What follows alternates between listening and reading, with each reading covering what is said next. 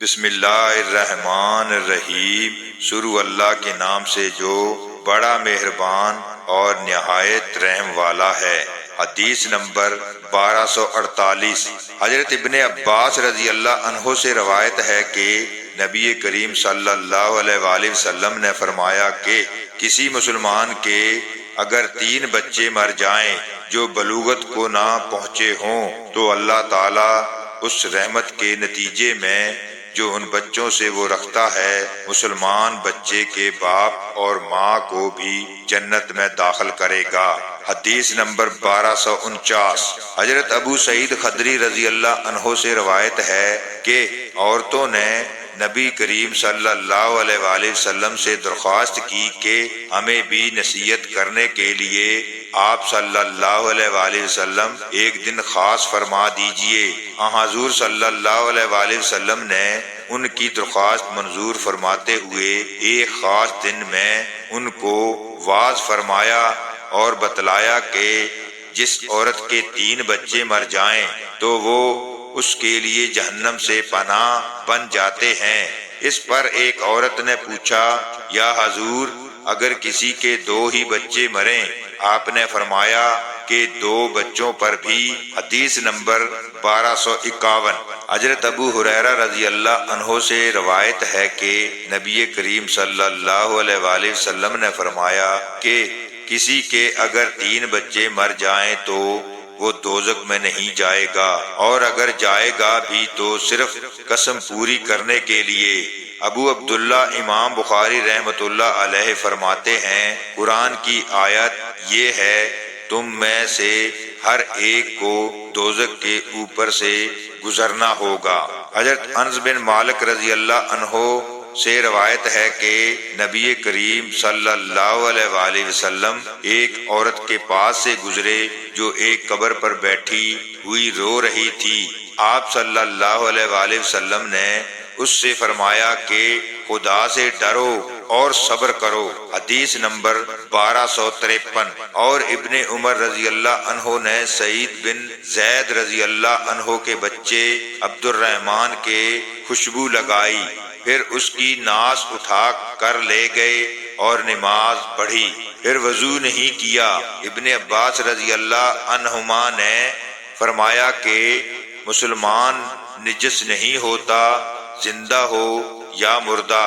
سعد رضی اللہ عنہ نے فرمایا کہ اگر سعید بن زید رضی اللہ عنہ کی ناس نجس ہوتی تو میں اسے چھوتا ہی نہیں۔ نبی کریم صلی اللہ علیہ وآلہ وسلم کا ارشاد ہے کہ مومن ناپاک نہیں ہوتا۔ حضرت ام عطیہ انصاریہ رضی اللہ عنہا سے روایت ہے کہ جب رسول اللہ صلی اللہ علیہ وآلہ وسلم کی بیٹی زینب یا ام کلثوم رضی اللہ عنہما کی وفات ہوئی، آپ وہاں تشریف لائے اور فرمایا کہ 3 یا 5 مرتبہ غسل دے دو، اور اگر مناسب سمجھو تو اس سے بھی زیادہ دے سکتی ہو۔ غسل کے پانی میں بیری کے پتے ملا لو اور آخر میں کافور، یا یہ کہا کہ کچھ کافور کا استعمال کر لینا، اور غسل سے فارغ ہونے پر مجھے خبر دے دینا۔ چنانچہ ہم نے جب غسل دے لیا تو آپ صلی اللہ علیہ وآلہ وسلم کو خبر دی۔ آپ صلی اللہ علیہ وآلہ وسلم نے ہمیں اپنا آزار دیا اور فرمایا کہ اسے ان کی قمیض بنا دو۔ آپ کی مراد اپنے آزار سے تھی۔ حدیث نمبر 1254۔ حضرت ام عطیہ رضی اللہ عنہا سے روایت ہے کہ ہم رسول اللہ صلی اللہ علیہ وآلہ وسلم کی بیٹی کو غسل دے رہی تھی کہ آپ تشریف لائے اور فرمایا کہ 3 یا 5 مرتبہ غسل دو، یا اس سے بھی زیادہ، پانی اور بیری کے پتوں سے، اور آخر میں کافور بھی استعمال کرنا، پھر فارغ ہو کر مجھے خبر دے دینا۔ جب ہم فارغ ہوئے تو آپ کو خبر دی۔ آپ نے اپنا آزار عنایت فرمایا اور فرمایا کہ یہ اندر اس کے بدن پر لپیٹ دو۔ حدیث نمبر 1255۔ ایوب نے کہا کہ مجھ سے حفصہ نے بھی محمد بن سیرین کی حدیث کی طرح بیان کیا تھا۔ حفصہ کی حدیث میں تھا کہ طاق مرتبہ غسل دینا، اور اس میں یہ تفصیل تھی کہ 3 یا 5 یا 7 مرتبہ غسل دینا، اور اس میں یہ بھی بیان تھا کہ میت کے دائیں طرف سے اعضاء وضو سے غسل شروع کیا جائے۔ یہ بھی اس حدیث میں تھا کہ ام عطیہ رضی اللہ عنہا نے کہا کہ ہم نے کنگھی کر کے ان کے بالوں کو 3 لٹوں میں تقسیم کر دیا تھا۔ حضرت ام عطیہ رضی اللہ عنہا سے روایت ہے کہ رسول اللہ صلی اللہ علیہ وآلہ وسلم اپنی بیٹی کے غسل کے وقت فرمایا تھا کہ دائیں طرف سے اور اعضاء وضو سے غسل شروع کرنا۔ حدیث نمبر 1256۔ حضرت ام عطیہ رضی اللہ عنہا سے روایت ہے رسول اللہ صلی اللہ علیہ وآلہ وسلم کی صاحبزادی کو ہم غسل دے رہی تھی۔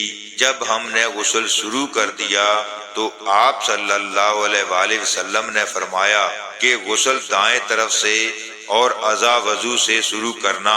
حدیث نمبر 1257۔ حضرت ام عطیہ رضی اللہ عنہا سے روایت ہے کہ نبی کریم صلی اللہ علیہ وآلہ وسلم کی ایک صاحبزادی کا انتقال ہو گیا۔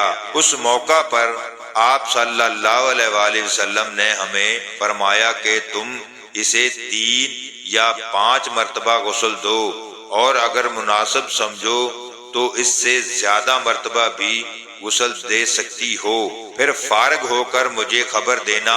چنانچہ جب ہم غسل دے چکی تو آپ کو خبر دی، اور آپ صلی اللہ علیہ وآلہ وسلم نے اپنا آزار عنایت فرمایا اور فرمایا کہ اسے اس کے بدن سے لپیٹ دو۔ حدیث نمبر 1258۔ حضرت ام عطیہ رضی اللہ عنہا سے روایت ہے نبی کریم صلی اللہ علیہ وآلہ وسلم کی ایک بیٹی کا انتقال ہو گیا تھا، اس لیے آپ صلی اللہ علیہ وآلہ وسلم باہر تشریف لائے اور فرمایا کہ اسے 3 یا 5 مرتبہ غسل دے دو، اور اگر تم مناسب سمجھو تو اس سے بھی زیادہ پانی اور بیری کے پتوں سے نہلاؤ، اور آخر میں کافور یا یہ کہا کہ کچھ کافور کا بھی استعمال کرنا، پھر فارغ ہو کر مجھے خبر دینا۔ ام عطیہ رضی اللہ عنہا نے بیان کیا کہ جب ہم فارغ ہوئے تو ہم نے کہلا بھجوایا، آپ نے اپنا تہبند ہمیں دیا اور فرمایا کہ اسے اندر جسم پر لپیٹ دو۔ ایوب نے حفصہ بنت سیرین سے روایت کی، ان سے ام عطیہ رضی اللہ عنہ نے اسی طرح حدیث بیان کی۔ حدیث نمبر 1259۔ حضرت ام عطیہ رضی اللہ عنہا سے روایت ہے کہ نبی کریم صلی اللہ علیہ وآلہ وسلم نے فرمایا کہ 3 یا 5 یا 7 مرتبہ، یا اگر تم مناسب سمجھو تو اس سے بھی زیادہ غسل دے سکتی ہو۔ حفصہ نے بیان کیا کہ ام عطیہ رضی اللہ عنہا نے فرمایا کہ ہم نے ان کے سر کے بال 3 لٹوں میں تقسیم کر دیے تھے۔ حدیث نمبر 1260۔ اور ابن سیرین رحمۃ اللہ علیہ نے کہا کہ میت عورت کے سر کے بال کھولنے میں کوئی حرج نہیں۔ حضرت ام عطیہ رضی اللہ عنہا سے روایت ہے کہ انہوں نے رسول اللہ صلی اللہ علیہ وآلہ وسلم کی صاحبزادی کے بالوں کو 3 لٹوں میں تقسیم کر دیا تھا۔ پہلے بال کھولے گئے، پھر انہیں دھو کر ان کی 3 چوٹیاں کر دی گئی۔ حدیث نمبر 1261۔ اور حسن بصری رحمت اللہ علیہ نے فرمایا کہ عورت کے لیے ایک 5واں کپڑا چاہیے جس سے قمیض کے تلے، رانے اور سیرین باندھے جائیں۔ محمد بن سیرین رحمت اللہ بیان کرتے ہیں کہ ام عطیہ رضی اللہ عنہا کے یہاں انصار کی ان خواتین میں سے جنہوں نے نبی کریم صلی اللہ علیہ وآلہ وسلم سے بیعت کی تھی، ایک عورت آئی۔ بشرا میں انہیں اپنے ایک بیٹے کی تلاش تھی لیکن وہ نہ ملا۔ پھر اس نے ہم سے یہ حدیث بیان کی کہ ہم رسول اللہ صلی اللہ علیہ وآلہ وسلم کی صاحبزادی کو غسل دے رہی تھی کہ آپ تشریف لائے اور فرمایا کہ 3 یا 5 مرتبہ غسل دے دو، اور اگر مناسب سمجھو تو اس سے بھی زیادہ دے سکتی ہو۔ غسل پانی اور بیری کے پتوں سے ہونا چاہیے، اور آخر میں کافور بھی استعمال کر لینا۔ غسل سے فارغ ہو کر مجھے خبر کرا دینا۔ انہوں نے بیان کیا کہ جب ہم غسل دے چکی تو اطلاع دی اور آپ نے آزار عنایت کیا۔ آپ نے فرمایا کہ اسے اندر بدن سے لپیٹ دو۔ اس سے زیادہ آپ نے کچھ نہیں فرمایا۔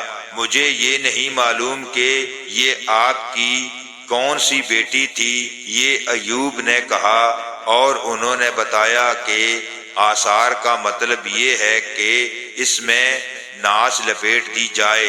ابن سیرین رحمت اللہ بھی یہی فرمایا کرتے تھے کہ عورت کے بدن پر اسے لپیٹا جائے، آزار کے طور پر نہ باندھا جائے۔